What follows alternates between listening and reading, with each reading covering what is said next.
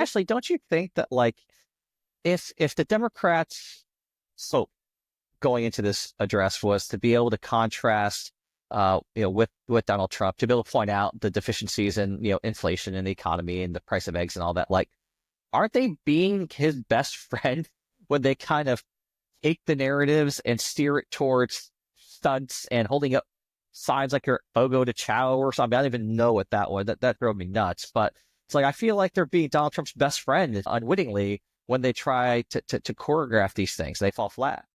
Yes, and actually, we need to give Elise Slotkin, the new senator from Michigan, 100% credit. She had the message. She was one.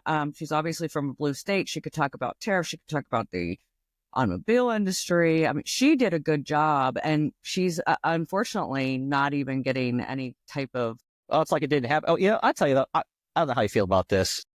I have always hated the other party's quote response to the State of the Union. I always think it just looks off. Like you're going from the trappings of the chamber, the House of Representatives, hundreds of people, to one human being.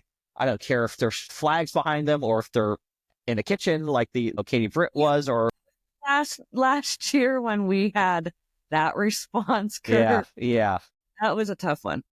Well, I just hate the backdrop of it just being this like very awkward transition from live to this. Here I am talking to a camera and no one else. I just think it's a weird look. Well, I think it's thankless, and you've had infamous moments. Remember Marco Rubio's sip of water and all this stuff, which hasn't helped. But I do think that Elissa Slotkin, by the way, first of all, I think she's very sharp, and she won a tough race against Mike Rogers, and which was pretty popular in the state. But I think she nailed it. It was 10 minutes. It was to the point. And I think that's, again, what the Democrats have to do.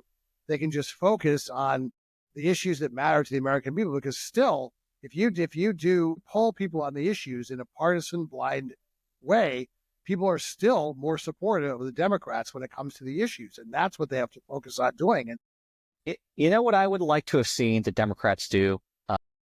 If they were going to try to do some sort of act of protest or civil disobedience and not show up at the speech, every single Democrat should have gone to a Republican district and held a town hall that night. And the response to the State of the Union should have been Elissa Slotkin's town hall in Congressman Richard Hudson's district. Richard Hudson's the chairman of the NRCC. He's the one who the other day instructed or recommended that members stop doing town halls. That's how I would have cast the response. And at least it would have been on message.